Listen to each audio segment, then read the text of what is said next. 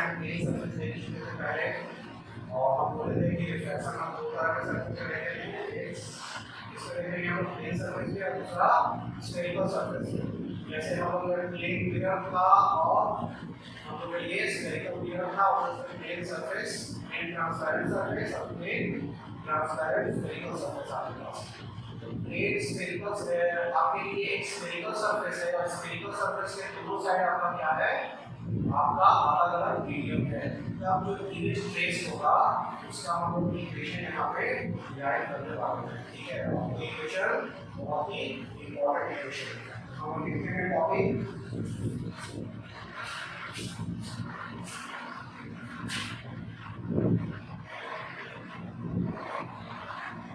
Refraction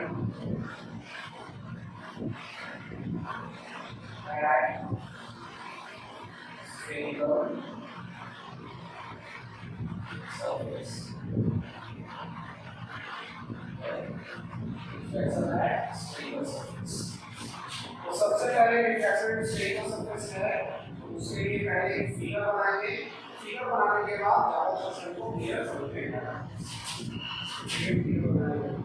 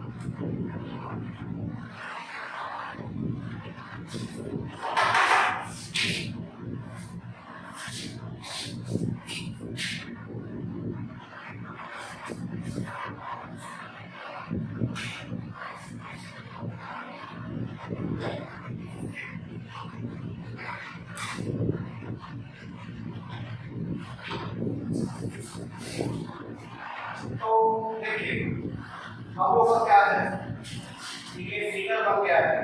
अब figure में जो आपका है, आपका एक ट्रांसपेरेंट स्फेरिकल सरफेस है और जहां आपका स्फेरिकल सरफेस का एक सेंटर ऑफ कर्वेचर है, ठीक है।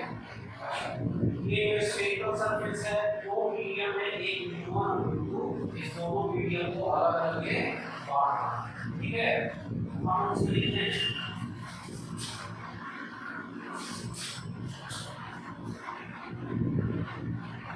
here there is a spherical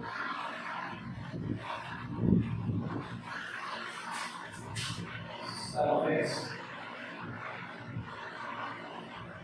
as a boundary between two medium of different refractive index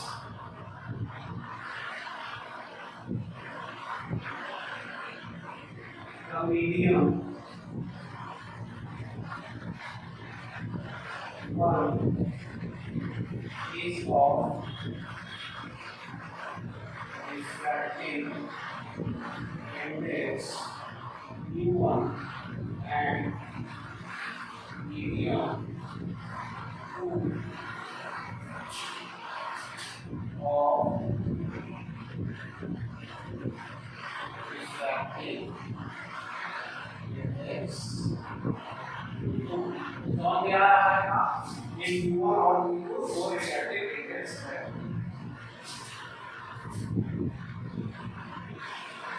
here the medium 2 is denser and medium 1 is very nearer medium है medium 2 denser है therefore u2 is greater than पास में क्या आ रहा है u2 क्या हो जाएगा आपका greater than u1 अब here the light ray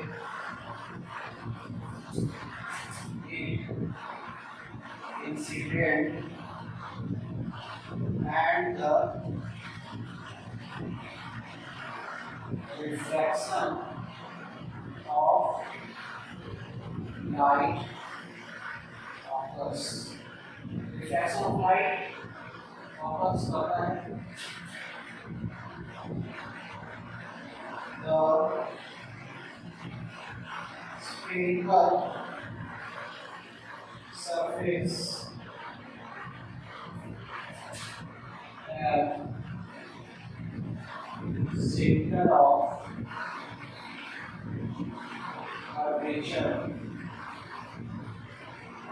curvature C on the principal axis.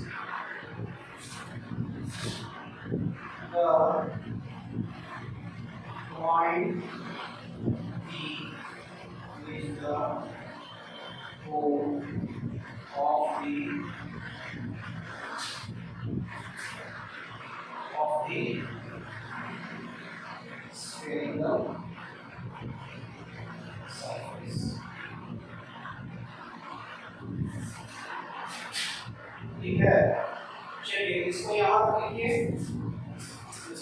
लिखिए उसके बाद फिर हम इसको आगे बढ़ाएंगे ठीक है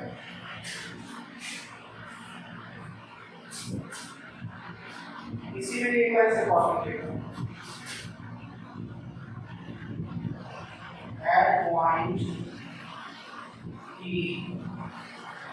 there is a model passing through the center of curvature.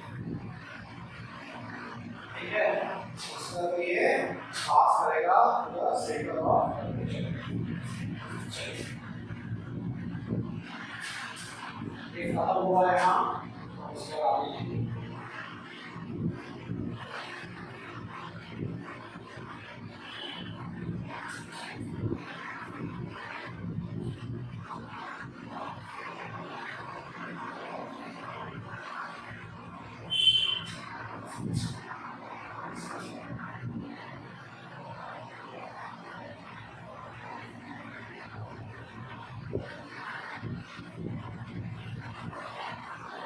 how image is on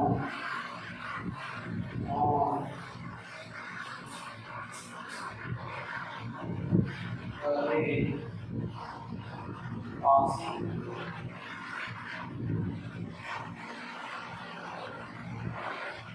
the spherical surface. जैसे इमेज फॉर्म हो रहा है to form image of quantity object, so we must have no incident ray. No incident ray होना चाहिए इसके हिसाब से ना. The first incident ray is OD, making an angle I, angle of incidence I from normal.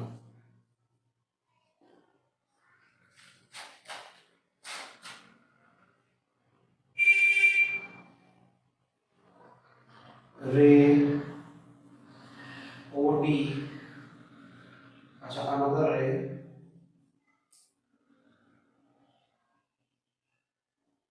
अच्छा चलिए when the ray OD is refracted from spherical surface, then it makes then the refracted ray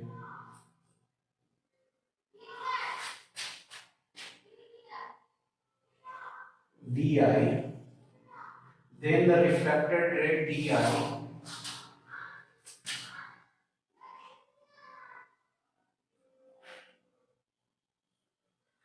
makes an angle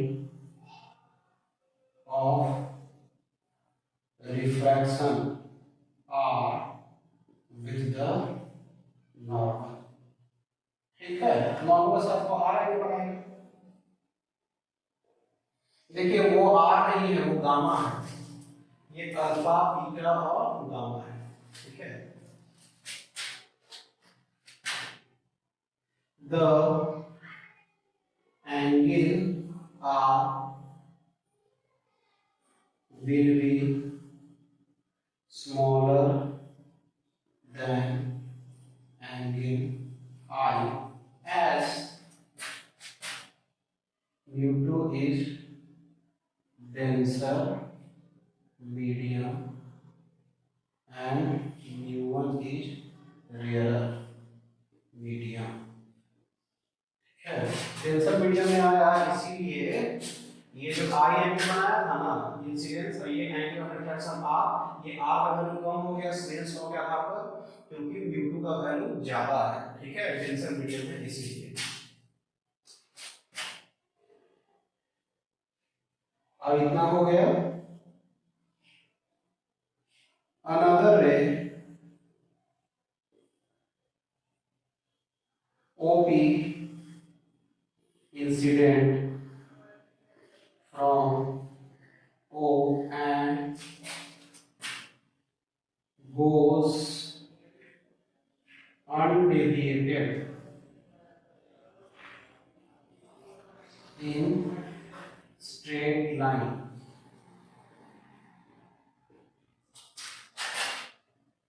when refracted rays meet, it forms image at point I. Image at point I. एक I point पे क्या बनाएगा आपका image बना देता है, ठीक है। यहाँ तक समझ में आ रहा है कि एक रिफ्रैक्टेड रे ये और एक रिफ्रैक्टेड रे इधर से निकला ये वाला, तो ये दोनों रे मिलकर क्या बना रहा है, इमेज आई बना रहा है, ठीक है। चलिए इसको देखने के बाद हम लोग आगे बढ़ते हैं। the ray OD makes angle alpha, the incident ray OD makes an angle alpha with principal axis. Similarly,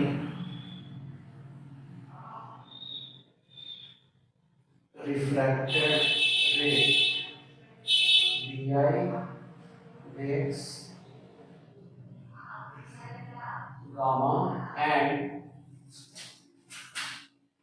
normal DC makes angle beta with the principal axis, ठीक है। प्रिंसिपल एक्सिस के साथ क्या बना रहा है, ये सब एंगल बना रहा है। अब यहाँ तक समझ में आ रहा है हमको, यहाँ पे कोई डाउट का बात नहीं है, ठीक है।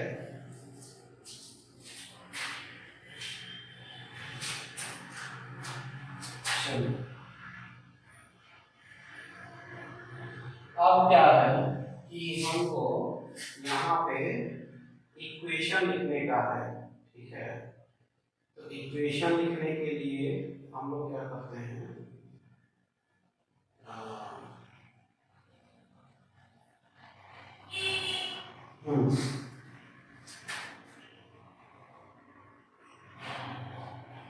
इसमें हम लोग लिखेंगे पहले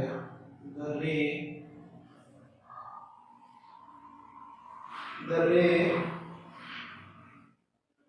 OD incident very near to pole, ठीक है। ये जो OD जो इंसिडेंट हुआ है पोल के बहुत ही नजदीक इंसिडेंट हुआ है, ये चीज को हमको हमेशा ध्यान में रखने का है, ठीक है। ये पॉइंट भी ऐड कर दीजिएगा और हम लोग इक्वेशन में तो पढ़ेंगे।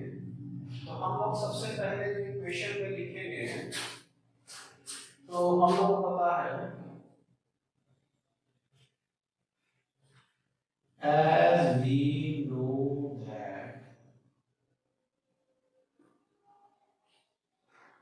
know that exterior angle is equal to sum of the two interior opposite angles.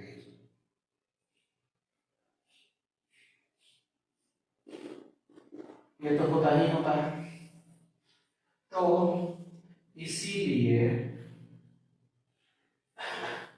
I is equal to alpha plus beta हो जाएगा, I is equal to alpha plus beta हो जाएगा,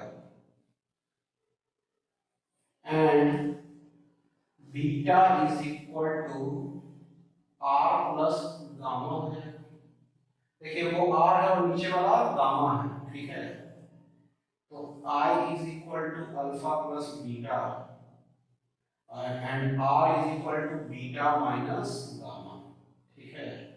ये चीज हमारे लिए अभी इम्पोर्टेंट है और इसका भी यूज आएगा, ठीक है। अब चलिए आगे बढ़ते हैं और देखते हैं इसमें कि हम लोग को करना क्या है। अब देखिए,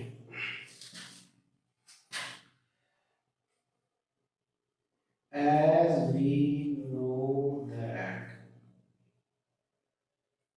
from Snell's law, Snell's law के आधार पर हमको पता है sine I by sine R is equal to sine I by sine R is equal to mu two by mu one, ठीक है। Mu two by mu one होगा। चलिए, तो अब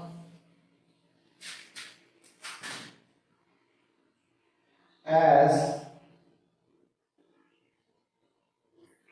angle I and R is very small, so I by R is equal to mu 2 by mu 1, तो ये हो जाएगा mu 1 I is equal to mu 2 R, ठीक है। mu 1 I is equal to mu 2 R। चलिए इसको मिटाएंगे और उसका यूज करते हैं। mu 1 I is equal to mu 2 R आ गया है ना, यहाँ पे क्या लिखते हैं I is equal to alpha plus beta और R is equal to beta minus gamma और mu 1 I is equal to mu 2 R। ये रिलेशन का भी हम लोग को यूज पड़ेगा। अब देखिए mu 1 I is equal to mu 2 R। mu 1 I के जगह पे क्या लिखेंगे अल्फा प्लस बीटा और mu 2 R के जगह पे क्या लिखेंगे बीटा माइनस गामा। ये होगा, यहाँ तक कोई दिक्कत है? चलिए इसको लिखते हैं mu 1 alpha mu 1 beta mu 2 beta minus mu 2 gamma. ये हो जाएगा mu 1 alpha plus mu 2 gamma is equal to mu 2 minus mu 1 into beta. ऐसा हो गया ना। अब देखिए आई आपका स्मॉल था, ये अल्फा बीटा गामा भी क्या होगा बहुत ही स्मॉल होगा। as we know that alpha beta and gamma is very small angle, बहुत ही छोटा एंगल है, because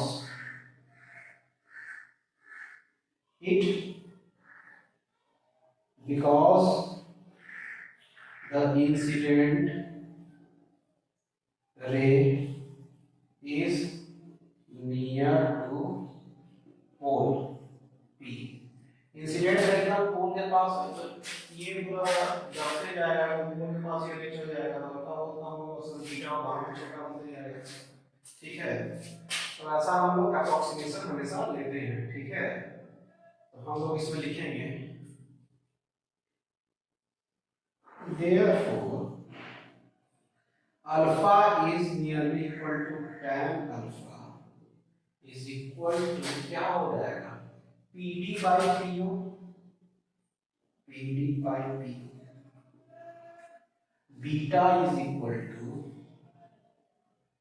tan beta, beta is nearly equal to tan beta is equal to PD by PC और gamma is equal to tan gamma is equal to PD by PI, PD by PI।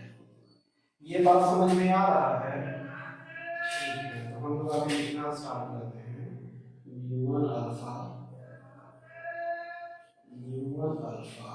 plus mu2 gamma is equal to mu2 minus mu one into beta.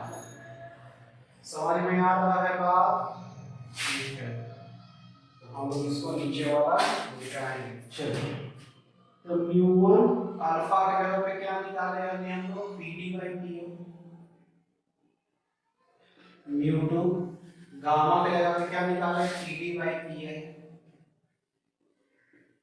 और ये mu two minus mu one into beta के जगह पे क्या निकाले P D by P C. यही ना निकाले हैं P D by P C. ठीक है, अब देखिए तो ये हो जाएगा mu one by P O plus mu two by P N, ये mu two minus mu one by P C, यही ना हो जाएगा। तो देखिए अभी जो हम लोग फिगर लिए हैं उस अनुसार से हम लोग पीओ पी आई और पीसी का भरने लगा। पीओ क्या है ऑब्जेक्ट का डिस्टेंस, पी आई इमेज का, और पीसी रेडियस ऑफ कर्वेचर। ठीक है, तो इसको निकालने के लिए हम लोग क्या करते हैं, according to proper sign convention, proper sign convention जब हम लोग लेंगे then PO is equal to क्या हो जाएगा ऑब्जेक्ट का डिस्टेंस, यानी कि ये किस साइड पे है तो ये नेगेटिव यानी कि माइनस पी आई का जो वैल्यू हो जाएगा वो क्या हो जाएगा भी है, तो किस साइड में है तो प्लस भी, यानी कि प्लस भी यानी कि सिर्फ भी। अच्छा, उसके बाद फिर क्या है पीसी, पीसी का वैल्यू आर, इसी साइड में है तो प्लस आर। कोई दिक्कत का बात? इसीलिए म्यू वन बाई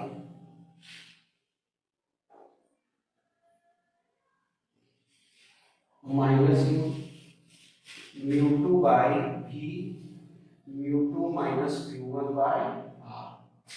तो ये इक्वेशन बन गया mu two by v minus mu one by u is equal to mu two minus mu one by r. ठीक है, अब क्या है कि यहाँ पे आपको म्यू वन म्यू टू दिया हुआ है, आपका दो रिफ्रैक्टिव इंडेक्स भी यू और आर, आपका क्या होगा इमेज डिस्टेंस, ऑब्जेक्ट डिस्टेंस और रेडियस ऑफ कर्वेचर। तो इसमें हम लोग लिखते हैं this equation has been derived with proper sign convention. Proper sign convention का बात है। So this equation is valid for any spherical surface separating two transparent media। ठीक है, तो ये जो इक्वेशन जो आपका जो होगा वो वैलिड रहेगा किसी भी स्फेरिकल सरफेस में जहां पे ट्रांसपेरेंट मीडियम रहे और दो मीडियम को क्या करे वो डिवाइड करे। तो ये हो जाएगा mu two by v mu one by u और is equal to mu two minus mu one by R. इसको किस तरह से लिखिएगा mu two by v minus mu one by u is equal to mu two minus mu one by R. इसमें लिखिएगा क्या क्या है सबका मतलब सीधे लिख लीजिए, इससे फॉर्मूला याद रखने में बनेगा। where mu1 refractive index of medium first, mu2 refractive index of medium 2, v image distance from pole P, U object distance, और R जो आपका हो जाएगा वो हो जाएगा रेडियस ऑफ कर्वेचर। इस फॉर्मूला को याद रखिएगा, ये फॉर्मूला बहुत बहुत इम्पोर्टेंट है। चलिए तो हम लोग एक सवाल से रिलेटेड करेंगे और उसके बाद हम लोग लेटरल मैग्नीफिकेशन देखेंगे कि यदि स्फेरिकल सरफेस के सामने स्फेरिकल ट्रांसपेरेंट सरफेस के सामने आपका ऑब्जेक्ट कुछ हाइट, और ये ऑब्जेक्ट कुछ हाइट होगा तो इमेज का कुछ हाइट होगा, उसका भी इक्वेशन निकालना होगा हमको। तो अभी हम निकालना सीखेंगे, पहले एक सवाल करेंगे।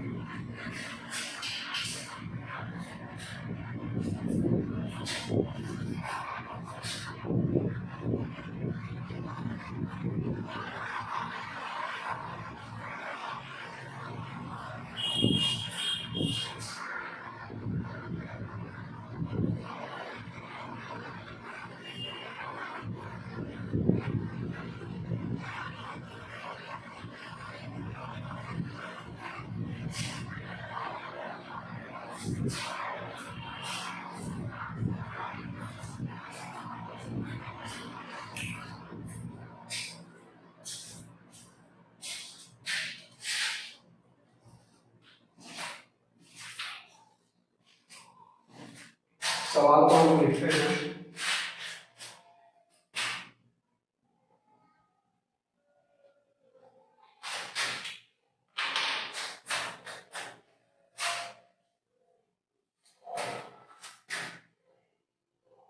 Locate the image of the point object O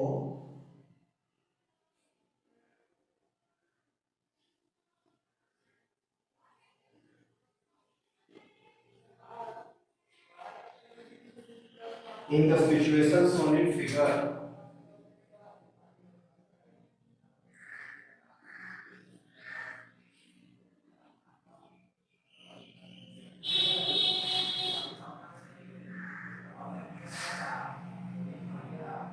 the point C denotes the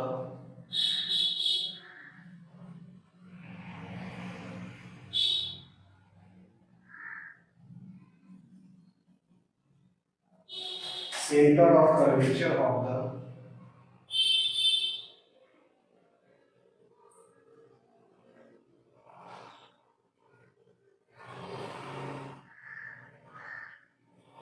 separating surface।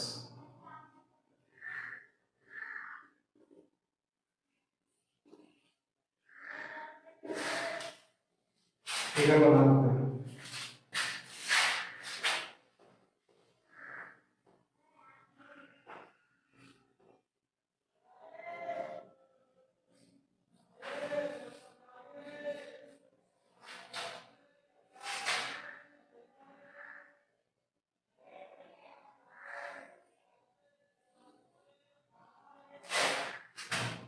mu1 is equal to 1.0, mu is equal to 1.5। Object को डिस्टेंस है 15 सेंटीमीटर, सेंटर ऑफ कर्वेचर इसका दूरी है वो है 30।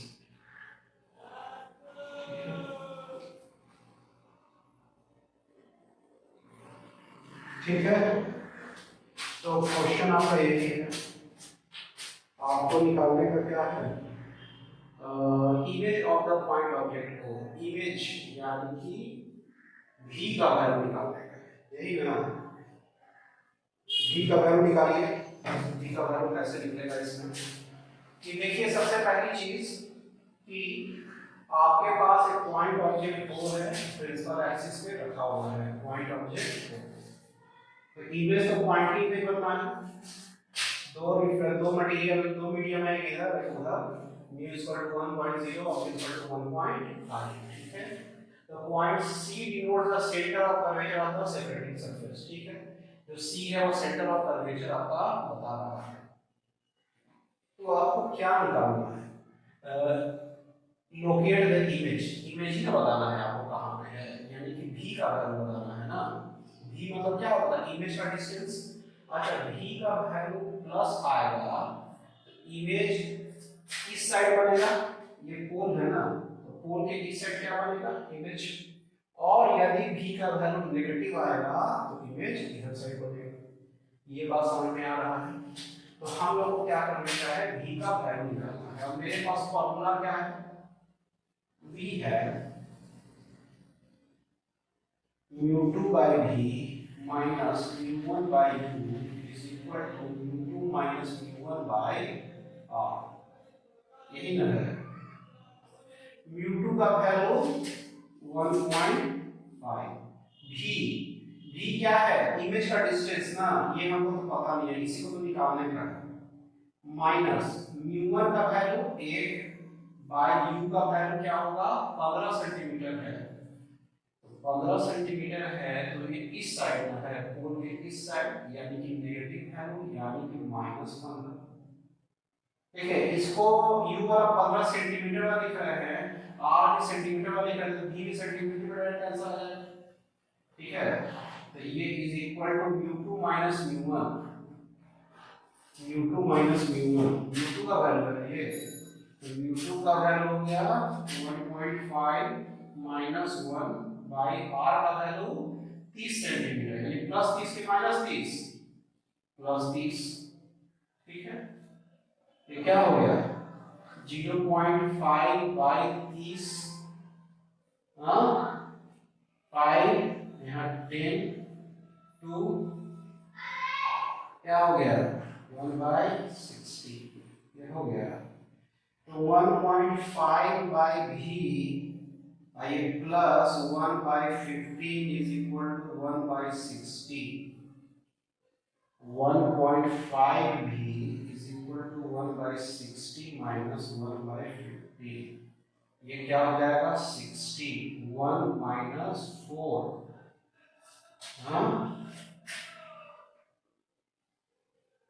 1560 का आया ना आपके पास, 1560, तो ये आपका 60 आ गया आपका, तो 60 और ये 15 4 जा, यानी कि -4, तो 1.5 v is equal to -3/60 minus 1/20।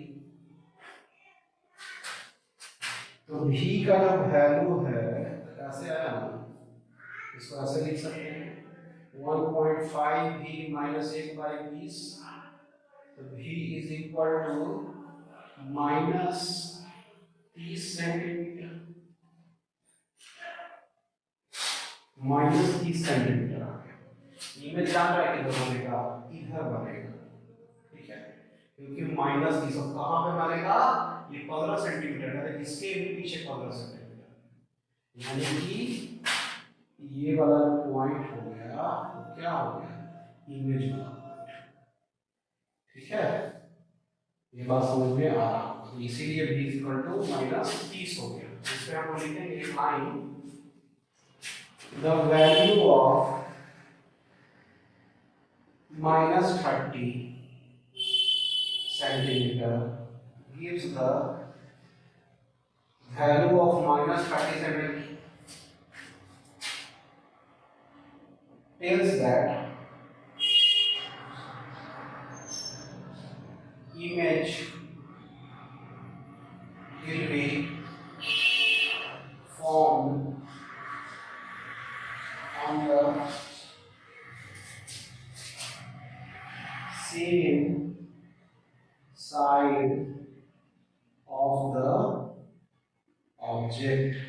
Image क्या बनेगा, ऑब्जेक्ट के ही सेम साइड में बनने वाला है। ठीक है, चलिए इसको यहाँ तक लिखिएगा और उसके बाद हम लोग लैटरल मैग्नीफिकेशन की तरफ आ जाएंगे। ठीक है, अच्छा 1 मिनट, इसमें जो आपका है फिगर कैसा बनेगा, इसमें लोकेट कर सकते हैं। जैसे मान लीजिए, इसको अच्छा से समझिएगा, बड़ा अच्छा कॉन्सेप्ट है, इसमें देना चाहते हैं इसको कॉन्सेप्ट को अच्छा से समझ कर दिए।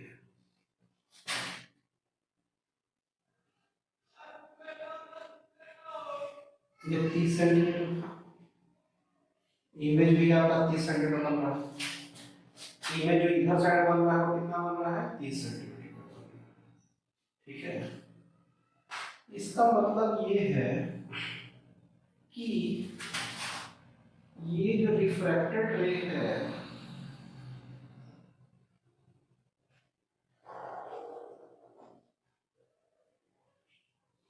ये ऐसे चला गया।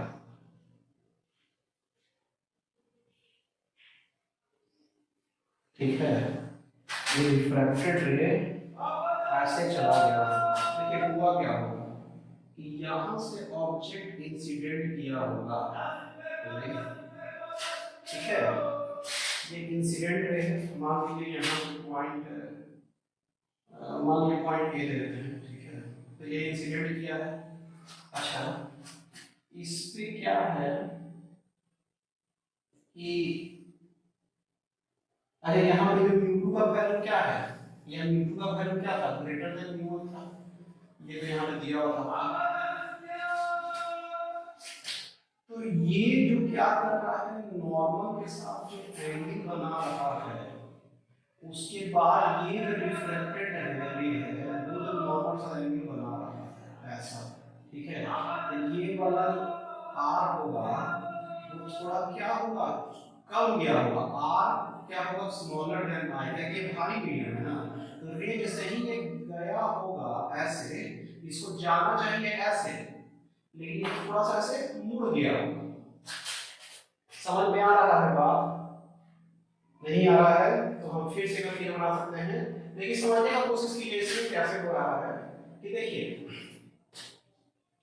कि इमेज कैसे यहाँ पे बना होगा वो हम निकालने का कोशिश कर रहे हैं। ठीक है, तो देखिए सबसे पहले जो रे है वो ऐसे था। ठीक है, और रे ऐसे जाना चाहिए था, लेकिन क्या हुआ कि ये चूंकि भारी मीडियम है तो रे ये वाला लाइन का स्ट्रेट लाइन ऐसा था, तो ये ऐसे लाइन ना जाके ये थोड़ा सा मुड़ा, ये थोड़ा सा जो मुड़ा ना तो उसको जो पीछे किए तब जाके यहाँ पे रिफ्रैक्टेड रे का ये एक लाइन को पीछे में हम लोग करने से इसी लाइन में कहीं ना कहीं इमेज आपका बनेगा। ठीक है, अब देखिए ये जो रे यहाँ से जो गया वो तो एकदम डायरेक्टली पार चला गया, तो ये एक तो रे इधर गया, एक रे इससे एकदम स्ट्रेट पार कर गया। तो इस रे को जब पीछे ये रे इधर जा रहा है और ये रे ऐसे जा रहा है, ये तो इधर कभी मिलेगा नहीं, मिलेगा। ये रे ऐसे जा रहा है और ये रे ऐसे जा रहा है, ये कभी नहीं मिलेगा ये दोनों में। ये दोनों रे रियल में तो कुछ नहीं मिलेगा, लेकिन वर्चुअली पीछे की तरफ जब देख रहे हैं तो ये मिल रहा है इन साइड में। ठीक है, तो पीछे साइड में मिलने के कारण इसका जो इमेज हुआ वो कौन सा हो गया, वर्चुअल। ठीक है, वर्चुअल इमेज बना कि नहीं बना, क्योंकि इसमें जो रे जो आपका रिफ्रैक्टेड रे है एक्चुअली में नहीं मीट कर रहा है। लेकिन देखिए हम जो पिछला वाला एग्जांपल से पूरा आपको इक्वेशन में लिख के दिखाए हैं उसमें रिफ्रैक्टेड रे एक्चुअली में मीट कर रहा है, तो वहां पे जो इमेज बनेगा जो आई लिखे हैं वो रियल इमेज बनेगा। वहां पे लिख लीजिएगा, वो फिगर को यहां बनाए वहां पे लिख लीजिएगा रियल इमेज बन रहा है, क्योंकि यहां पे आई इमेज बन रहा था उस फिगर में, लेकिन यहाँ पे इमेज आपका -30 सेंटीमीटर आने का मतलब है कि इमेज इधर साइड में बन रहा है।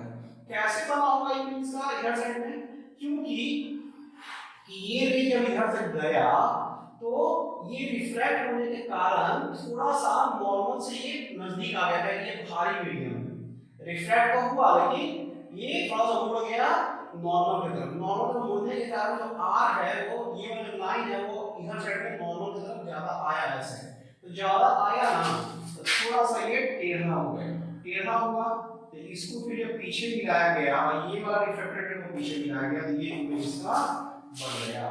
ठीक है, तो ये एक्चुअली में इसका इमेज बनने का तरीका हुआ।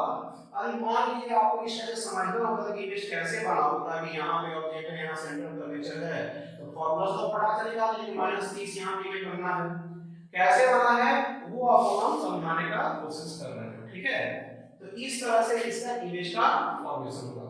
आप इसी तरीके से कोई भी फिगर रहेगा उसका आप लोग इमेज ट्रेस कर सकते हैं। ठीक है, और हम लोग टॉपिक ले सकते हैं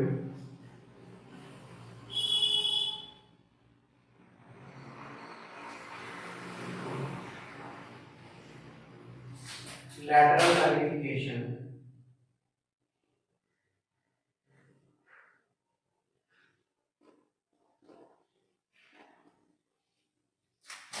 of the extended object placed in front of spherical surface। ठीक है, लैटरल मैग्निफिकेशन वहां पे आपको निकालने का है। ठीक है, इसके लिए एक तो फिगर हम बना रहे हैं।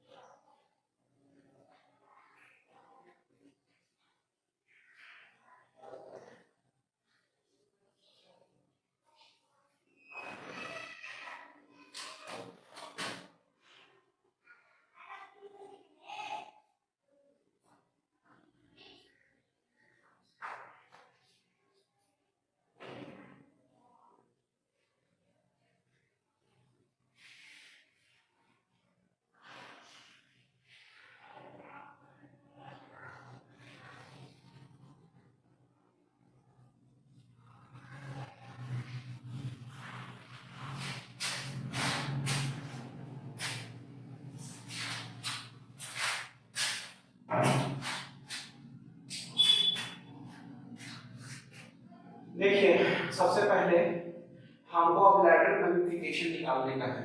ठीक है, of extended object placed in front of spherical surface. ठीक है, तो हम लोग इसके सामने एक एक्सटेंडेड ऑब्जेक्ट है, मान लीजिए पूरा एक आदमी खड़ा है। अब इसका इमेज निकालने के लिए बोलेगा तो ये इमेज कहां बनेगा। ठीक है, अब देखिए रियल में क्या हो रहा है कि इसमें रिफ्रैक्टेड रे मिल रहा है, रिफ्रैक्टेड रे इधर से आया, रिफ्रैक्टेड रे इधर से ये आया होगा। हाँ, ठीक है, तो ये आया होगा तभी तो यहाँ पे जो आके सब मिल रहा है, तो यही ना आपका क्या हुआ, इमेज बना। ठीक है, अच्छा ठीक है, इसमें क्या समझिए कि सबसे पहले, नहीं इससे आप कंफ्यूज हो सकते हैं, इसको समझने के लिए बताते हैं आपको कैसे करना है। देखिए, हमको क्या करने का है ना कि पहले क्यू पॉइंट का इमेज निकालना है। क्यू पॉइंट का इमेज निकालना है, क्यू पॉइंट का इमेज क्यू डैश आ रहा है आपका। ठीक है, अच्छा क्यू पॉइंट का इमेज क्यू डैश क्यों आएगा यहाँ पे? देखिए क्या है ना कि क्यू पॉइंट का इमेज निकालने के लिए आपको इससे दो रे कम से कम पास करवाना पड़ेगा। ठीक है, दो रे जब पास करवाइएगा तो इसको तब हम इमेज बताएंगे कि हाँ कहाँ पे होगा इसका इमेज। लेकिन अभी के लिए ये समझिए कि हम यहाँ से एक ही रे पास करवा रहे हैं। ठीक है, एक रे क्या कर रहे हैं कि इससे क्या हो रहा है, निकल रहा है, और इस पॉइंट पे जहाँ पे स्फेरिकल सरफेस पे इंसिडेंट कर रहा है वो पॉइंट नॉर्मल वाला लाइन है। तो जीरो एंगल बनाया एकदम स्ट्रेट सेंटर ऑफ कर्वेचर से होते हुए ये लाइन एकदम ऐसे एक्सटेंड हो जाएगा। ठीक है, तो मान लीजिए ये जो Q का इमेज है वो तो बनेगा इसी लाइन पे। कंफ्यूजन हो रहा है अभी भी, ये इमेज Q का इमेज जो बनेगा वो हमेशा इसी लाइन पे बनेगा। अब देखिए Q से आपको कम से कम हमको दो इंसिडेंट रे निकालने का होगा यदि इमेज बनाना है तब। लेकिन हम यहाँ पे दो इंसिडेंट रे बना तो सकते हैं, लेकिन फिगर थोड़ा सा कॉम्प्लेक्स टाइप का हो जाएगा। देखिए सबसे पहले क्या है कि Q से मान लीजिए आपको दो इंसिडेंट रे निकालना है, एक इंसिडेंट रे ऐसे निकालें और एक इंसिडेंट रे हम ऐसे पैरेलल निकालें। देखिए इसको बाद में मिटाएंगे, इसको समझिएगा, ऐसे निकालें। हाँ, आप देखिए यहां से जब ये रे गया तो ये होते हुए ऐसे करते करते करते करते करते ये जाएगा यहीं पर से। ठीक है, यानी कि जो Q का इमेज बनाना है तो ये Q डैश बन रहा है, इससे कम से कम दो रे पास करना पड़ेगा। लेकिन इससे ये तो पता चल रहा है कि इस लाइन पे ही इमेज कहीं ना कहीं बनेगा, क्या कि रिफ्रैक्टेड रे ये वाला लाइन है, तो रिफ्रैक्टेड रे जहां पे मिलता है वहीं पे ना इमेज बनता है, तो ये भी तो रिफ्रैक्टेड ही लेना है, तो रिफ्रैक्टेड रे में ही कहीं ना कहीं इमेज बने। बात समझ में आ रहा है? तो ये इमेज मान लीजिए इसका कहीं बनेगा, ठीक है। इसको हम अभी दिखा रहे हैं कि फिगर से नहीं हो कॉम्प्लेक्स। अब देखिए O का इमेज हमेशा O का इमेज हमेशा प्रिंसिपल एक्सिस पे ही होगा, ताकि पॉइंट ऑब्जेक्ट में प्रिंसिपल एक्सिस पे रखा हुआ है तो उसका पॉइंट ही इमेज बनता है, ये तो हमको पता ही है। तो मान लीजिए इसका इमेज O' यहां पे बनेगा, तो जहां पे इसका O' बनेगा वहीं से हम क्या करेंगे, लाइन नीचे गिरा देंगे तो वही Q' का इमेज हो जाएगा। ताकि हमको इस पॉइंट से Q ये वाला लाइन पे हमको मिलाना है, इसको एक लाइन गिरा के परपेंडिकुलर, ताकि इसका इमेज स्ट्रेट है, इसका इमेज स्ट्रेट ही होगा, तो ये O' बन गया O2 का इमेज। बात समझ में आ रहा है कैसे हम इमेज ले रहे हैं? इमेज लेने के लिए Q का इमेज इसी लाइन पे होगा और O का इमेज प्रिंसिपली एक्सिस वाले लाइन पे होगा। तो मान लीजिए ऐसा हम मान लिए हैं कि कहीं पे O' पे ये बनता होगा इमेज का, तो वहीं से O' को Q' हम बनाए तो O' Q' इसका इमेज बन गया, ठीक है। अब हमारे पास फॉर्मूला है mu2/v minus mu1/u equal to mu2 minus mu1/r। अब ये जो फॉर्मूला है उसी के आधार पे ऑब्जेक्ट का डिस्टेंस आपको पता ही है, सेंटर ऑफ कर्वेचर पता ही है, तो आपका ऑब्जेक्ट ये वाला ऑब्जेक्ट का कहां दूरी होगा, वो का इमेज कहां बनेगा वो तो हम निकाल सकते हैं। तो वो वाला को निकाल लीजिए वहां तक और वहां से परपेंडिकुलर लाइन खींच दीजिए, तो वही आपका इमेज बन गया होगा। कितना आसान है, समझ में आ रहा है कि पॉइंट ऑब्जेक्ट को यहां से यहां तक u मानेंगे ऑब्जेक्ट डिस्टेंस, यहां से यहां तक सेंटर ऑफ कर्वेचर r मानेंगे, तो v निकालना आसान है कि नहीं, क्योंकि v2 तो दिया ही हुआ है, तो v निकालने में इमेज का डिस्टेंस है o का इमेज o' मान लीजिए निकल जाता है। ये कहां से निकला, उस फार्मूला से निकला। अब ये O' बन गया तो O' से हम लोग क्या करेंगे, एक परपेंडिकुलर लाइन खींचेंगे और O' Q' क्या हो जाएगा, OQ का इमेज हो जाएगा। चलिए इसमें हम लिखते हैं here there is a spherical surface, there is a spherical surface AB in boundary of two medium mu1 and mu2, mu1 and mu2, ठीक है। We have an extended object placed on the principal axis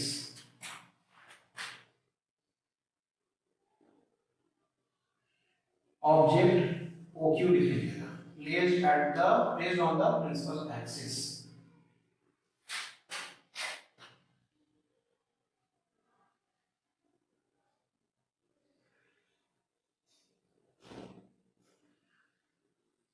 The spherical surface have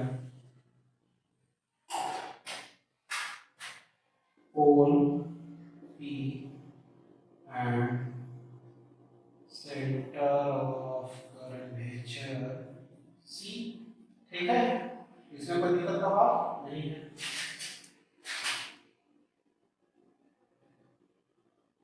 The image of the extended object can be broken into two parts। दो part में तोड़ देंगे सही में निकालने के लिए। First we will find the image of point object O on the principal axis. Since object distance and radius of curvature R is given, and also mu1 and mu2, and also refractive index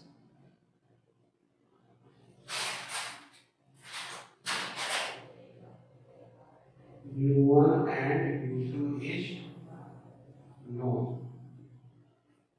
Then we apply formula mu2 by v minus mu1 by mu2 by v minus mu1 by u is equal to mu2 minus mu1 by r. ठीक है, चलिए यहाँ तक देखिए, उसके बाद आगे बढ़ते हैं. From the given formula,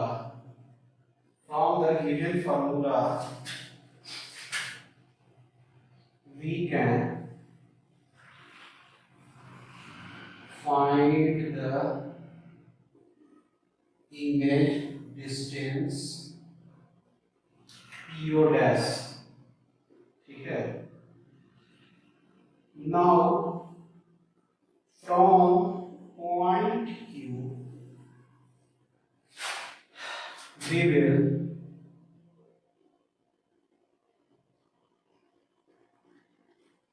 will have an incident ray passing through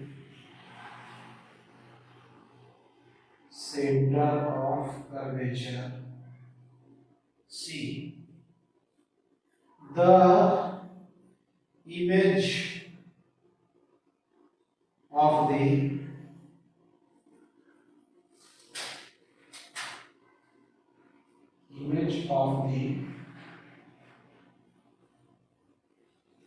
tube will be on this line. So the image formed of extended object OQ as O dash Q dash. O dash Q dash क्या हो गया? Image इससे बन गया. ठीक है, चलिए तो लिखते हैं. आगे भी और लिखना है हम लोग को, तो हम लोग लिखते हैं the lateral or transverse magnification,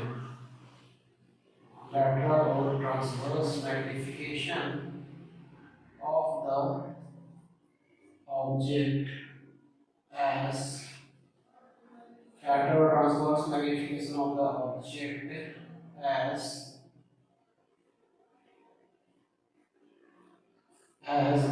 m is equal to height of the image by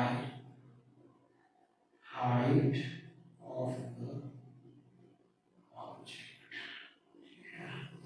हम लोग को क्या करने का है?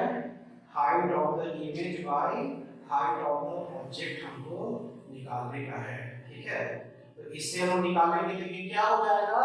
लैटरल और ट्रांसवर्स मैग्निफिकेशन आपका इससे निकल जाएगा. ठीक है, तो ये height of the image by height of the object होता है, यानी कि हाइट ऑफ द इमेज को h2 लिख देंगे और हाइट ऑफ द ऑब्जेक्ट को h1 लिख देंगे. ठीक है, अब देखिए कि हम लोग पास दो ट्रायंगल है. दो ट्रायंगल दिखा है आप लोगों को, OQC और CO'Q', OQC और CO'Q'. ये दोनों ट्रायंगल में ये एंगल बराबर होगा अपोजिट एंगल है, ये एंगल 90 डिग्री, तो ये वाला एंगल अपने आप बराबर, यानी कि सिंगल ट्रायंगल हो गया।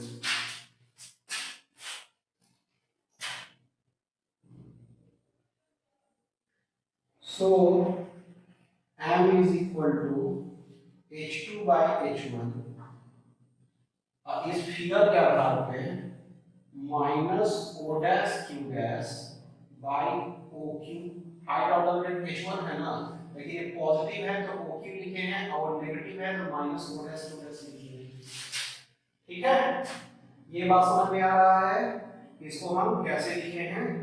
अब चलिए हम लोग आगे बढ़ेंगे और लिखेंगे सिंगल ट्रायंगल का कॉन्सेप्ट से। इसमें बहुत सारा कैलकुलेशन है।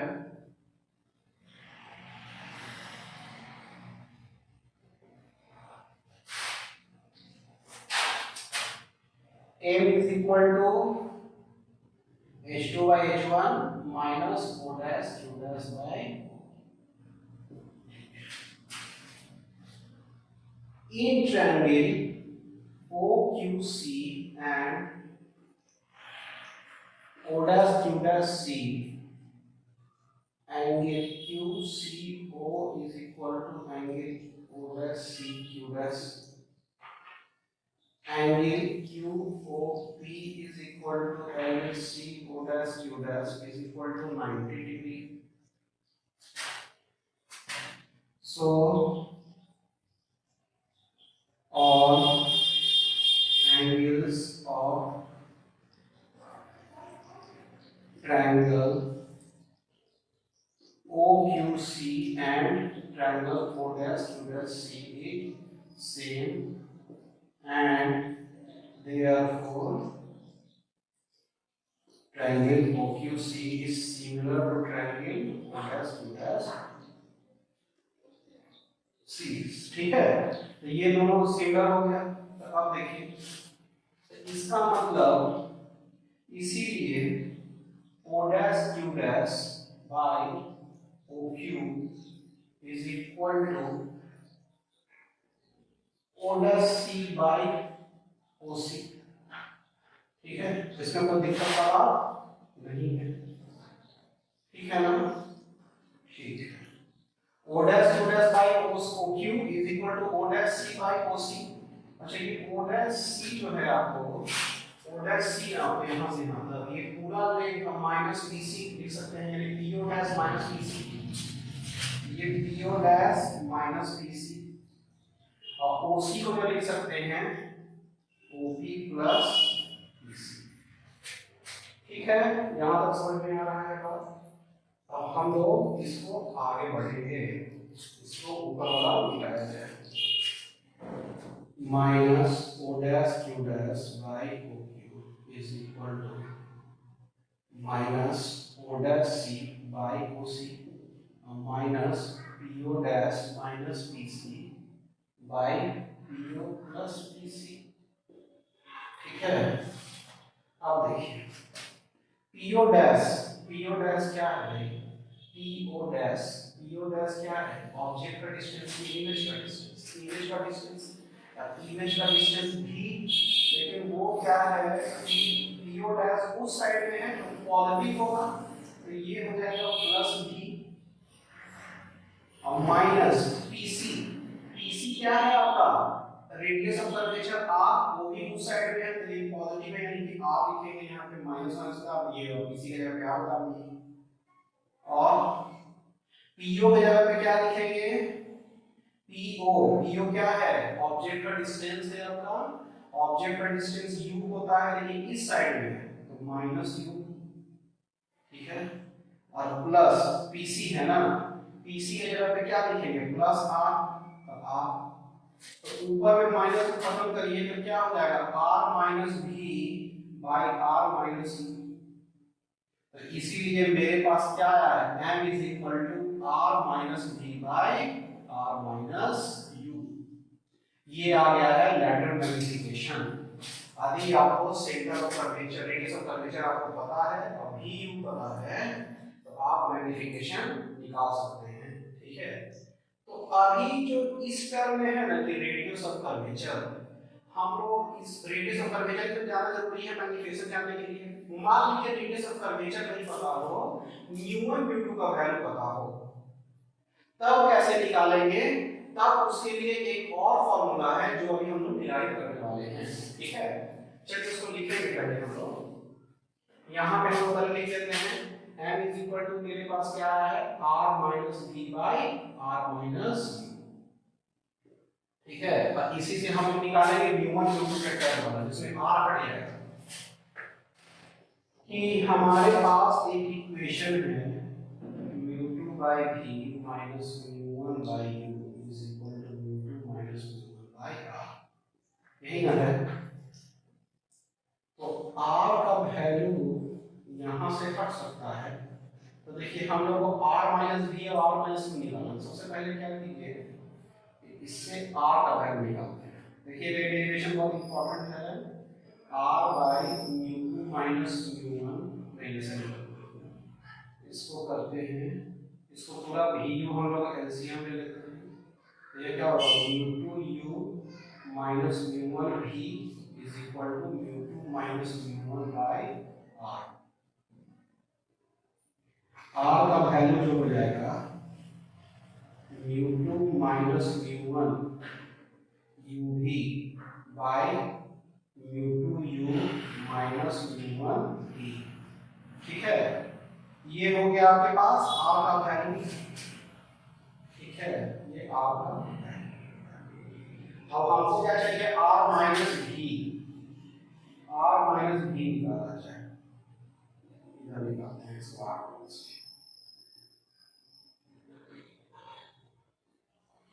ये क्या होगा, mu two minus mu one uv by mu two u minus mu one v minus v, क्या होगा, mu two minus mu one uv minus mu two uv plus mu one v square by mu two u minus mu one v।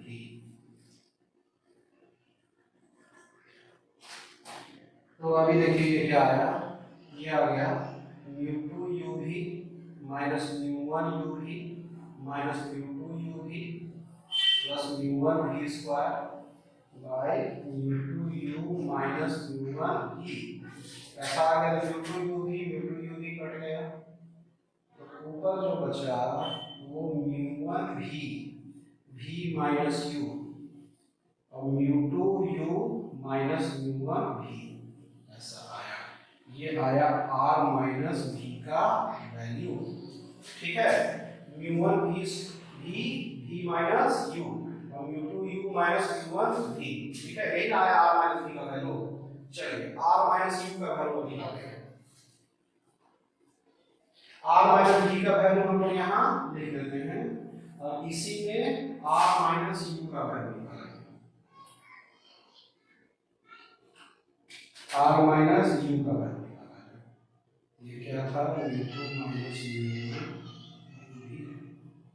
म्यू2u minus mu one v minus u, तो ये हो जाएगा mu two uv minus mu one uv minus mu two u square minus mu one uv mu one uv, उसके बाद क्या हो गया, म्यू2u minus mu one v। अब ये क्या हो गया, म्यू1 uv और म्यू1 uv ये कट गया। और उसके बाद ये क्या हो गया, mu two u v minus u by mu two u minus mu one v, ये हो गया r माइनस u।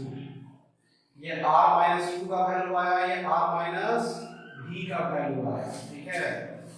अब हम लोग करने का क्या है कि इस दोनों का वैल्यू डालने का है। So m is equal to r minus v by r minus u। r minus v के जगह पे क्या लिखेंगे, mu one v minus u by mu two u minus mu one v। r minus u का वैल्यू कितना है, mu two u minus u by μ2u minus μ1 v। ये चीज ये सेम कट गया, v माइनस u कट गया, ये आया μ1 v बाय μ2, ये आया इनका वैल्यू, या h2 by h1 is equal to μ1 v by μ2 u। ये आपका वैल्यू आया। इसमें देख रहे हैं du को इसको क्या पड़ा था, अब du इसको क्या था, इसमें r जरूरत था, इसमें μ1 μ2 का जरूरत है। यदि μ1 μ2 का वैल्यू आपको पता रहे तभी आप लैटरल मैग्नीफिकेशन निकाल सकते हैं। लैटरल मैग्नीफिकेशन निकालने का हमारे पास दो फॉर्मूला रहेगा, ठीक है। चलिए अब क्या करेंगे हम लोग, इसको उतार लीजिए, उसके बाद हम लोग क्या करेंगे, एक क्वेश्चन अभी बनाने वाले थे, ठीक है। क्वेश्चन बनाएंगे, देखेंगे कि उस क्वेश्चन में क्या है। क्वेश्चन लिखा जाए,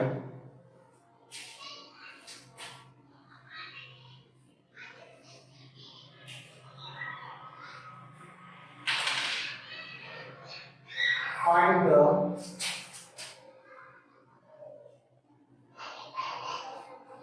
side of the image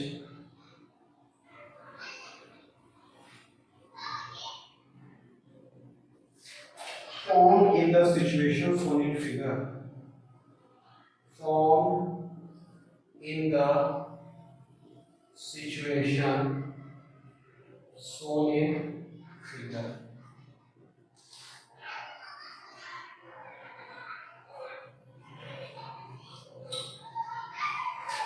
चलिए देखा जाए क्या है।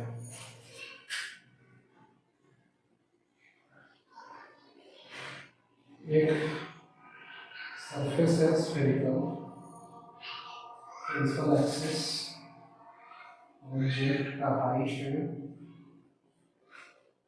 1 सेंटीमीटर, सेंटर ऑफ कर्वेचर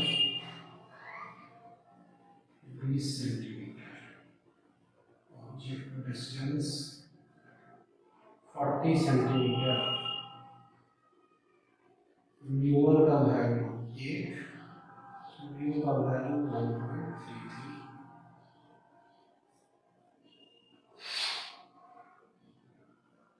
ठीक है, तो करना क्या है, साइज ऑफ द इमेज निकालने का है, size of the image.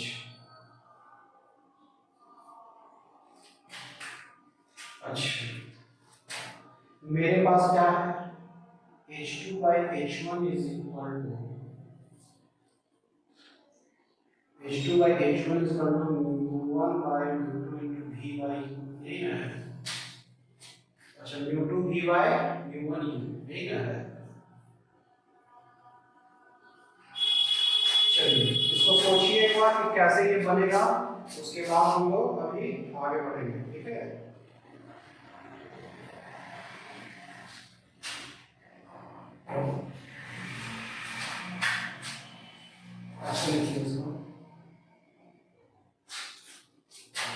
M is equal to μ1 by μ2 into v by u। ये आपका है, तो आपको इसमें निकालने का है। आपको ये देखिए पहले कि m क्या है, height of the image by height of the object. तो आपको साइड ऑफ द इमेज यानी कि हाइट ऑफ द इमेज ही निकालने के लिए बोल रहा है, ठीक है। अच्छा, तो ये तो h2 by h1 हो जाएगा। चलिए इसको हम तोड़ते हैं, थोड़ा बड़ा बदल देंगे। m is equal to h2 by h1।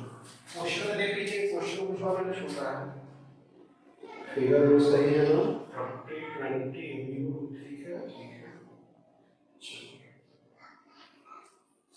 चलिए तो आगे बढ़ते हैं हम लोग। हाँ, तो आपको क्या करने का है कि आपको हाइट ऑफ द इमेज निकालना है, ये आपका उद्देश्य है निकालना।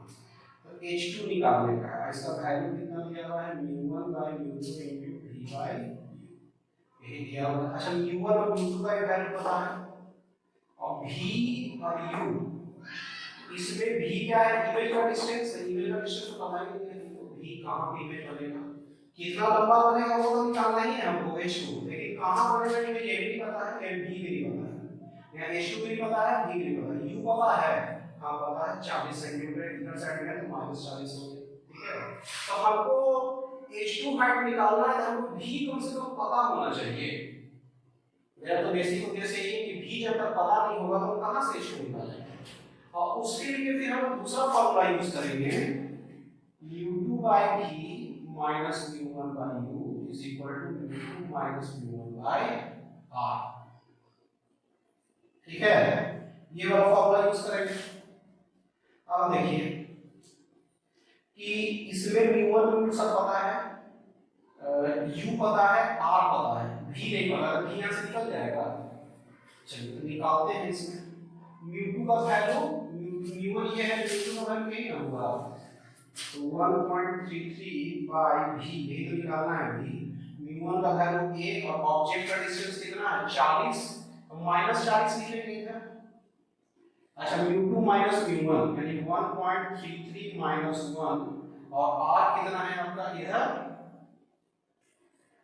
इधर साइड में है, ये -20 लिखेंगे,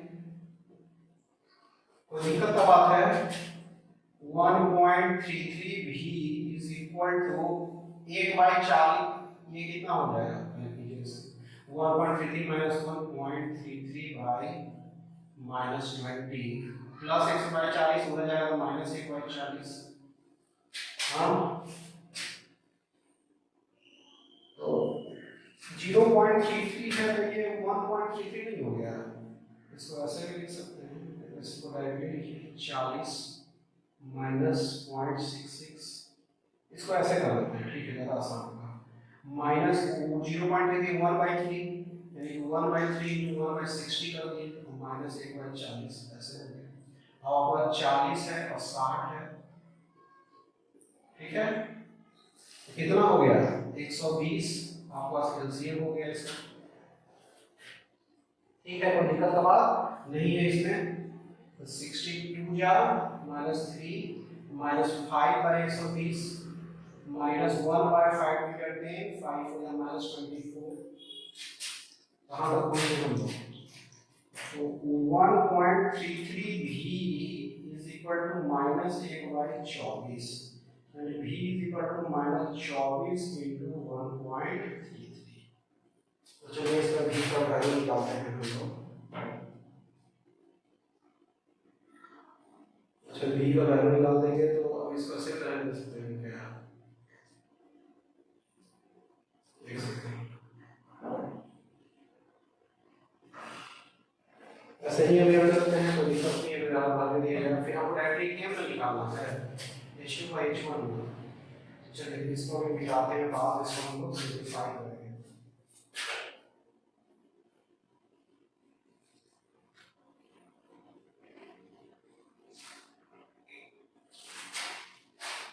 M क्या है H2 by H1 is equal to mu1 by mu2 into V by U, mu1 का वैल्यू कितना है 1/1.33 into V, V का वैल्यू कितना है -24 into 1.33 by U, U का वैल्यू कितना है भाई, U का वैल्यू कितना है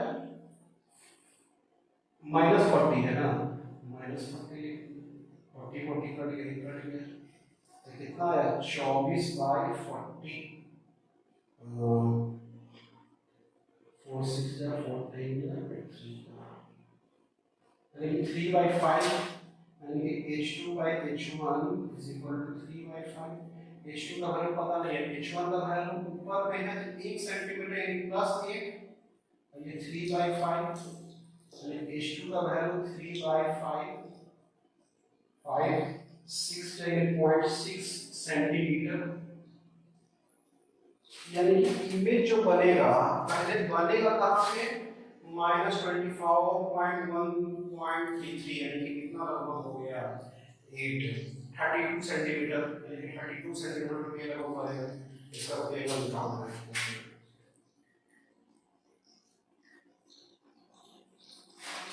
ये आ गया -32 सेंटीमीटर, यानी कि इमेज जो आपका है, इमेज जो आपका है देखिए कैसे बनेगा इसका इमेज, इमेज बना आपका -32 सेंटीमीटर, यानी इसी साइड में इमेज बनेगा। देखिए ये 20 सेंटीमीटर है, ये 40, यहाँ पे कहीं पे आपका इमेज बनेगा, ठीक है।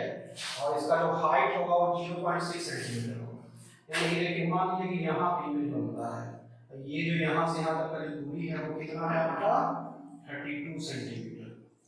तो आपका जो हाइट जो आपका है वो कितना होगा 0.6 सेंटीमीटर। इसका जो हाइट जो हो जाएगा ये OQ है मान लीजिए, तो ये O डैश Q डैश है, इसका हाइट 0.6 सेंटीमीटर। समझ में आ रहा है बात कि कैसे आपका इमेज बन रहा है, ठीक है। इमेज बनने के लिए आपके लिए आपका इसी साइड बन रहा है, ठीक है। ये नेगेटिव आ रहा है ना, नेगेटिव आने का मतलब है इस साइड बनेगा, और हाइट पॉजिटिव आने का मतलब है ऊपर साइड में बनेगा, ठीक है। यानी कि Q का जो इमेज है आपका, Q का इमेज है कैसे बनेगा, इसके बारे में सोचा है कि कैसे बनेगा। अच्छा ये इमेज जो आपका है वो रियल बनेगा कि वर्चुअल बनेगा?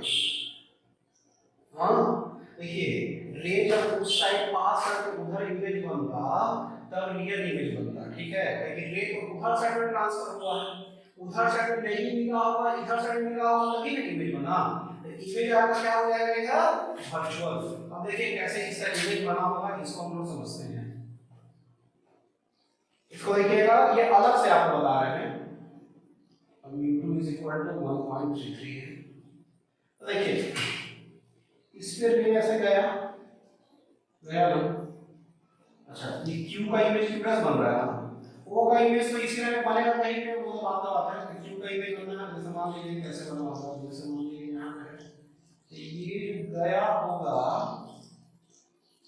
ये ऐसे चला गया, ठीक है। अब ये जब गया होगा तो इसको जब यहाँ से मिलाया जा रहा है ना, तो इसका इमेज यहाँ पे मिल रहा होगा, तभी इसका इमेज बनेगा। तो ये वाला जो ऑब्जेक्ट है Q, इसको पॉइंट ऑब्जेक्ट समझेंगे, तो इसका इमेज Q' कैसे बनेगा? ये थोड़ा सा ऐसे हुआ होगा, ऐसे लेते जाते थोड़ा सा ऐसे गया, वही थोड़ा सा गया होगा, ऐसे जब इसको पीछे मिलाएंगे तो यहाँ पे इसका इमेज बनेगा, ठीक है। इससे हमको इमेज बनाना है तो कम से कम 2 रे निकालना होगा, ठीक है।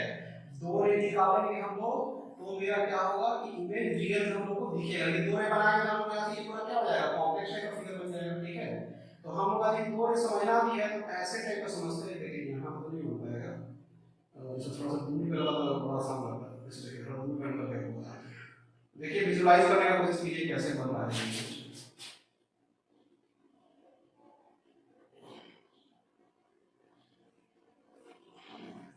ये देखिए एक तो इसका रे है वो ऐसे जा रहा होगा, सेंटर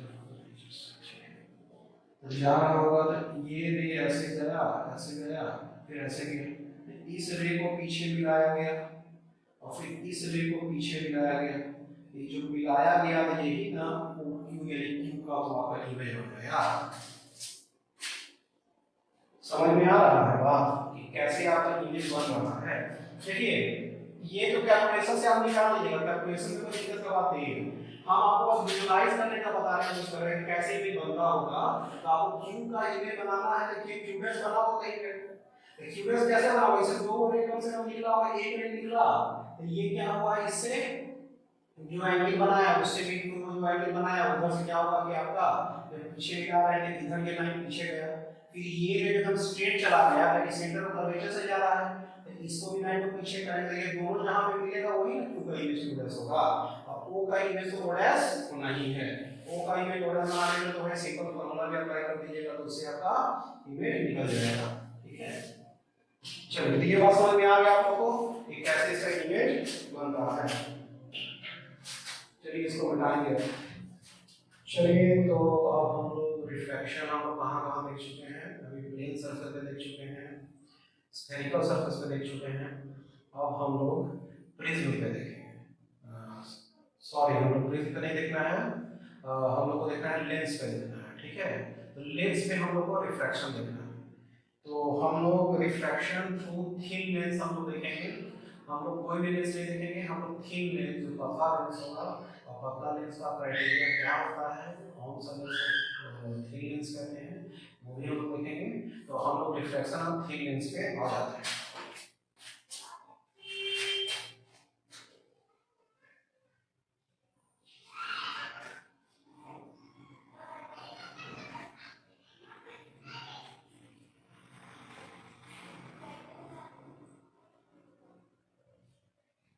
ठीक है, तो हम लोग थिक लेंस पे रिफ्लेक्शन स्टार्ट करेंगे।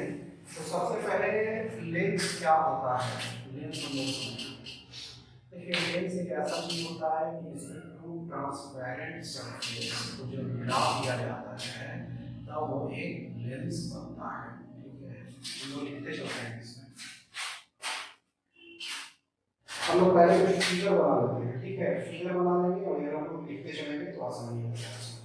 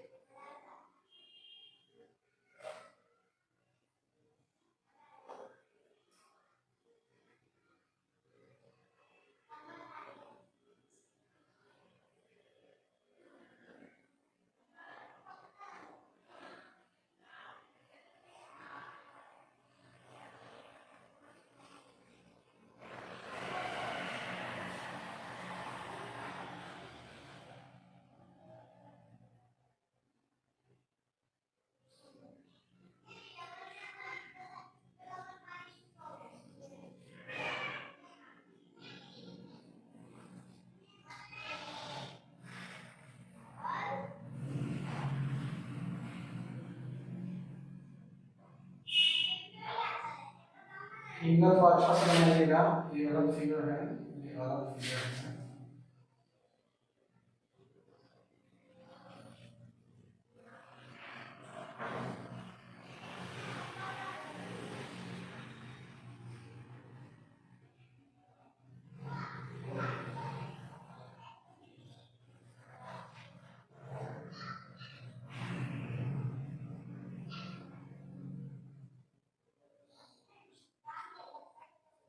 ये C1 है, ये C2 है।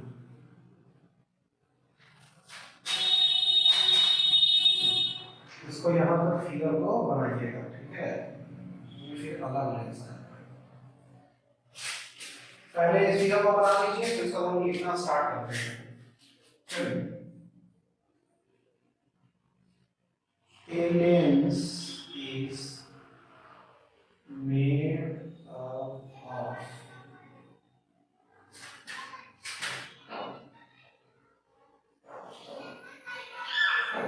two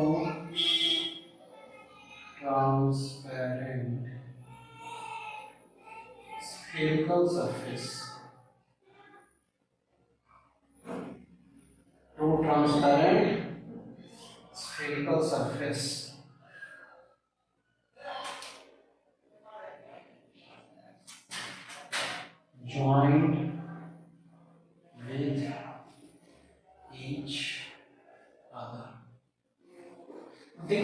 इसमें क्या होता है कि दो ट्रांसपेरेंट स्फेरिकल सरफेस को क्या करते हैं, जोड़ते हैं, और जिससे क्या बनता है, लेंस बनता है। ठीक है, लेंस बनने का यही है।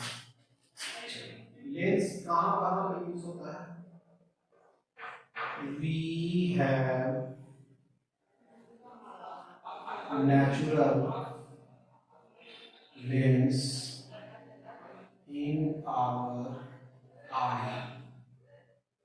ठीक है, हम लोग नेचुरल लेंस, हम लोग आई क्या है, नेचुरल लेंस है। And also we use spectacles which is also a lens। वो भी एक तरह का क्या है, लेंस है। ठीक है, चलिए अब ये भी तरह का जो चश्मा के अंदर वो भी तरह का क्या है, लेंस है। ठीक है, अब क्या है, the lens will have a center called as optical center। ठीक है, ऑप्टिकल सेंटर, इसको हम पी से डिनोट करते हैं।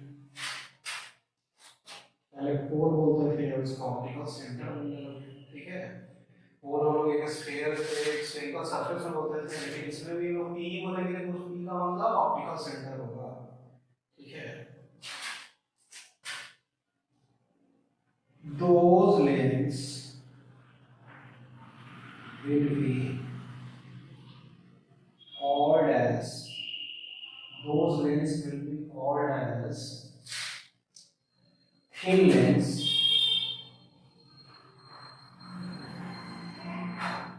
thin lens if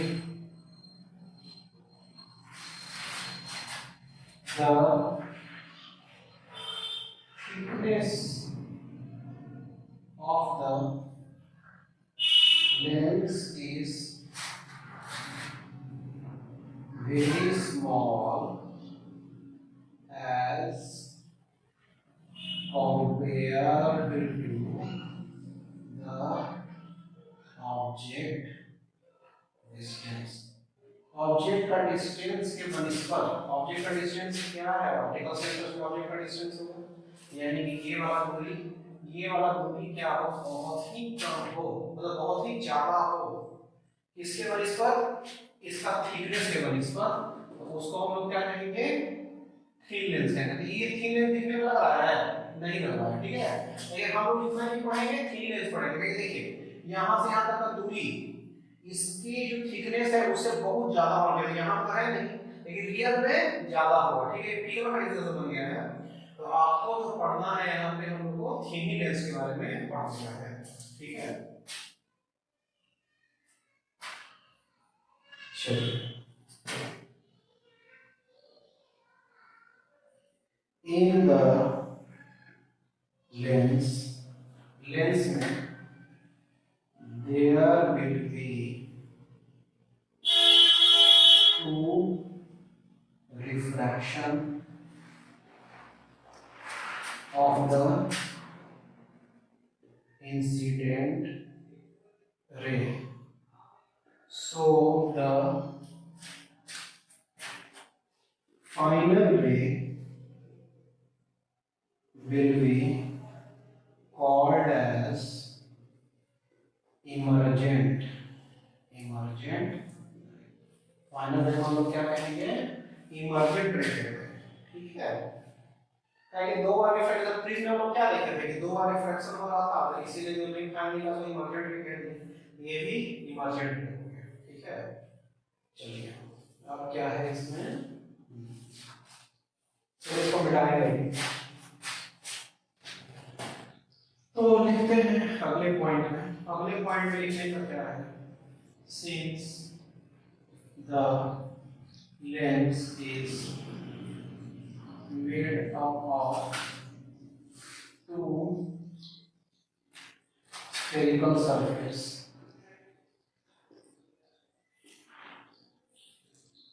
So there will be two center of curvature. दो सेंटर ऑफ कर्वेचर होगा और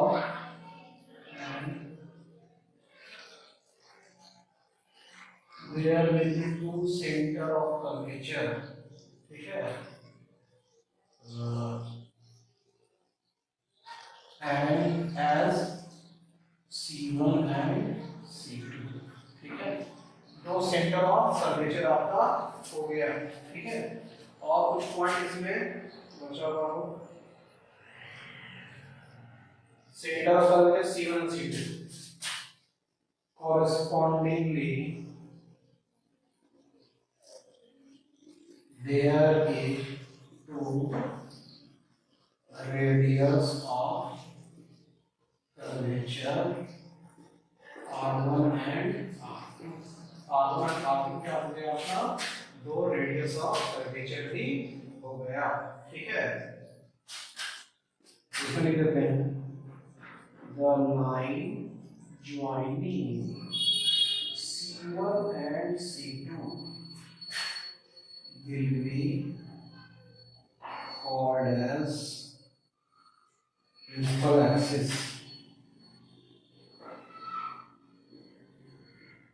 ठीक है, चलिए अब अगला में आते हैं. There may be number of combination type of two spherical surface. बहुत तरह से हम जोड़ सकते हैं. Figure A is of combination of two convex surface. दो convex surface को इसमें ऐड किया. Figure B combination of two concave surface. इसमें क्या है? B फिगर में concave surface. Figure C is a combination of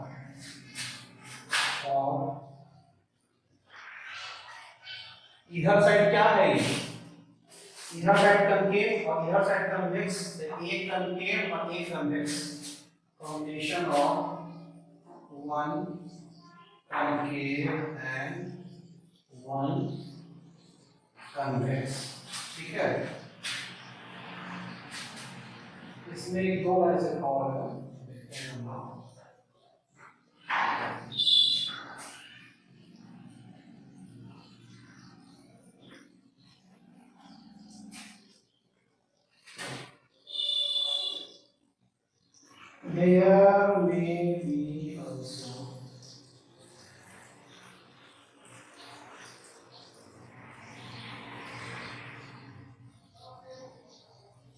There may be also one plane surface and other spherical surface, and will be called as plano concave lens or plano convex. Plano concave lens या plano convex lens. चलिए तो इसको हम लोग मिटा दें.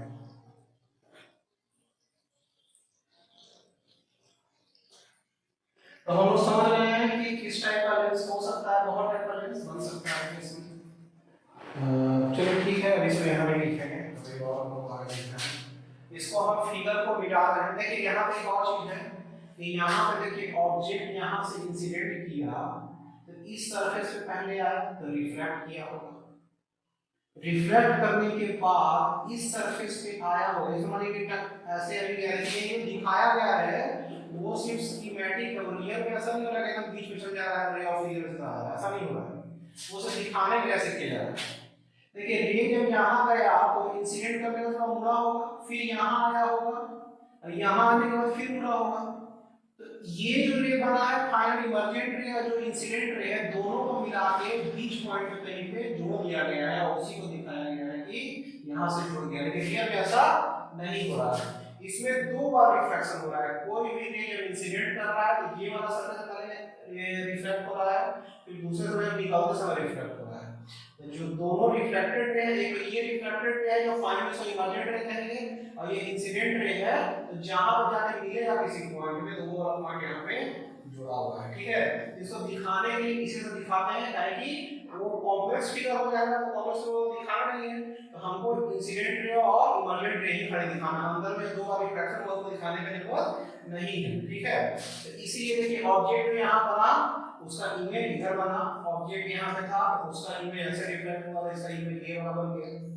ये object है ये थोड़ा सा टेढ़ा होगा, इसका इमेज इस साइड बन गया आई। तो ये दोनों वर्चुअल इमेज वाला एग्जांपल है, ये रियल इमेज वाला एग्जांपल, ठीक है। समझ में आ रहा होगा बात।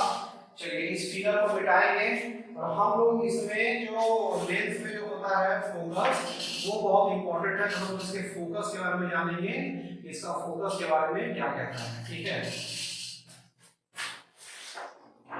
इसके लिए पहले 3-4 फिगर बनाना है हम लोग को।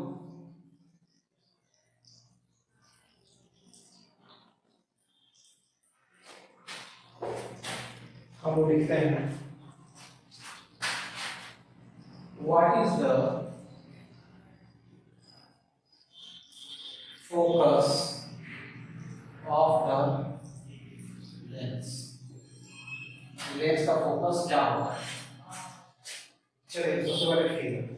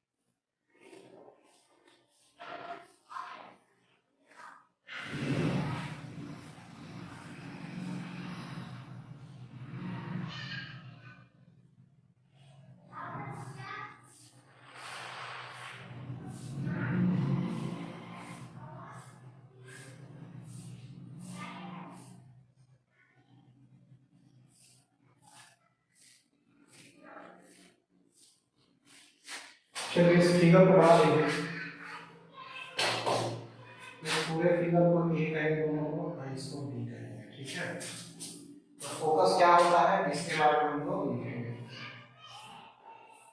इस फिगर को बना लीजिए और हम लोग आगे बढ़ते हैं।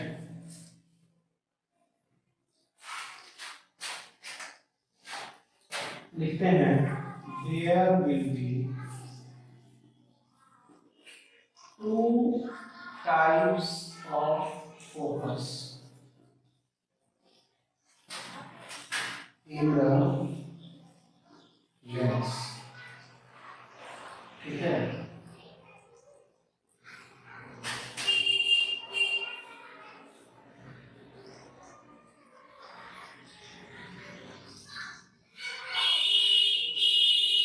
There will be two types of focus in the lens.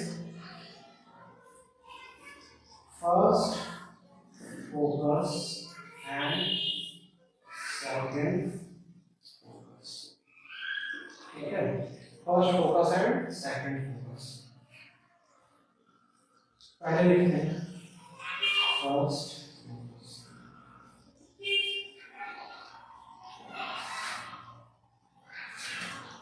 लिखते हैं first focus is formed. First focus is formed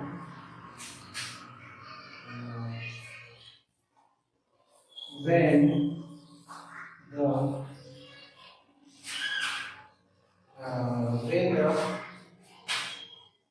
refracted ray becomes parallel. कब बनेगा फर्स्ट फोकस? इसको हम लोग F1 लिखते हैं। कब बनेगा? जब हम लोग रिफ्रैक्टेड रे क्या हो जाएगा पैरेलल। देखिए इसमें F1 बन रहा है, उसमें F1 बन रहा है, रिफ्रैक्टेड में उसमें क्या बन रहा है पैरेलल बन रहा है। If the refracted ray is parallel, refracted ray is parallel है, then the incident ray will converge at a point or appears to converge at a point. या तो वो कन्वर्ज करेगा या लग रहा है कहीं पे वो कन्वर्ज कर रहा है, ठीक है। मतलब कहने का मतलब है कि रिफ्रैक्टेड रे जब पैरेलल होगा तो इंसिडेंट रे या तो कहीं ना कहीं कन्वर्ज कर रहा है जैसे सोडियम में कर रहा है, या इसमें जो इंसिडेंट रे है वो appears to converge at a point यहां पर दिख रहा है, ठीक है। This point is called as first focus of the lens. So ये इतना लिख लिया है ना, जिसके इससे भी पहले एक लाइन लिख लीजिएगा, ठीक है। Double convex lens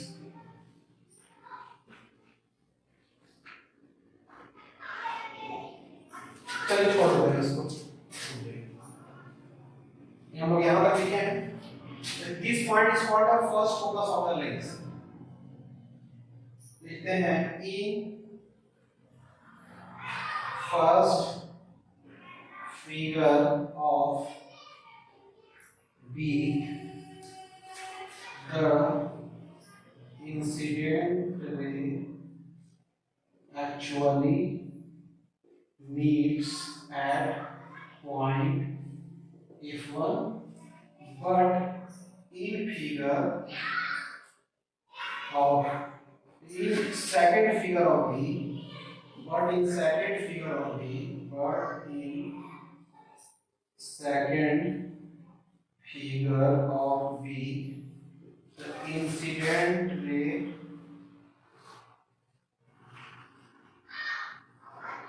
appears to converge at point F1। ठीक है, समझ में बात आ रहा है? चलिए अब आते हैं सेकंड फोकस, इसको मिटाएंगे।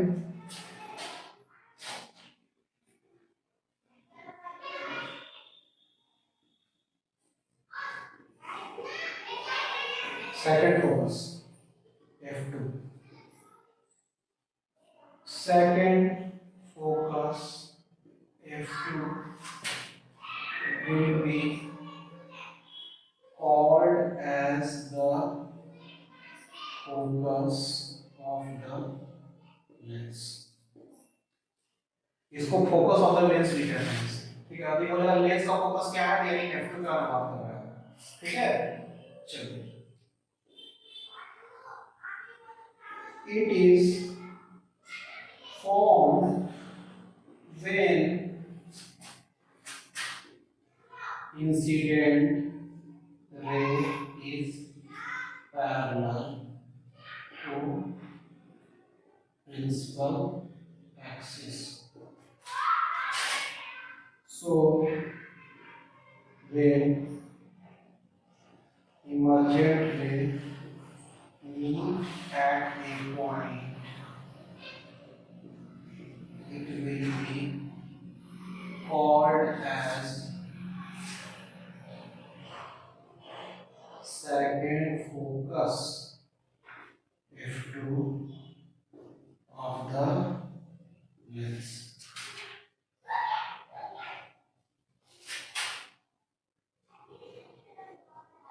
Here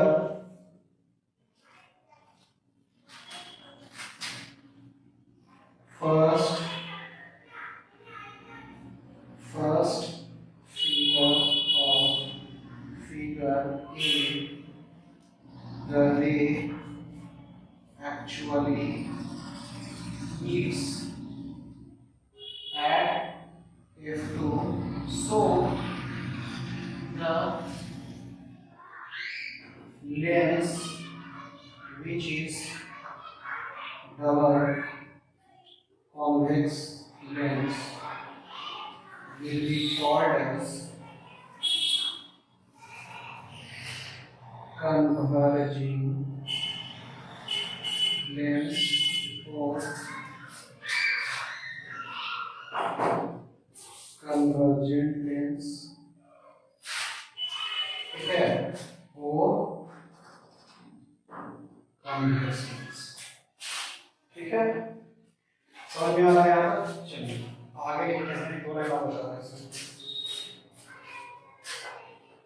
रिकॉर्ड हो रहा है sir?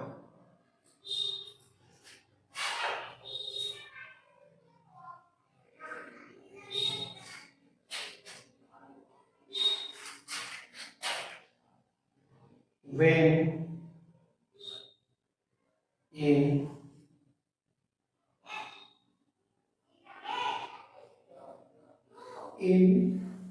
second figure of figure A, the ray diverge after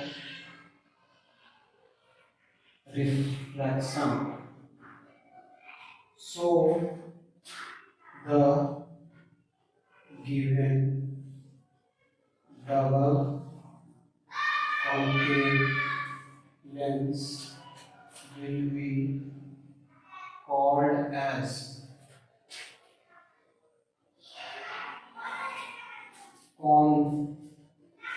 इसको कहेंगे हम लोग डाइवर्जिंग लेंस और डाइवर्जेंट लेंस और कॉन्केव लेंस, ठीक है। ये concave lens, diverging lens, divergent lens सब क्या हो गया, सेम चीज हो गया। हम जब फोकस की बात करेंगे तो हमेशा सेकंड फोकस के बारे में ही बात करेंगे। ये फोकस कभी भी आपका रेडियस और कर्वेचर से रिलेटेड नहीं रहेगा, ठीक है। तो यहां तक आप लोग लिख लीजिए, पॉइंट है तो आपको और बता देते हैं।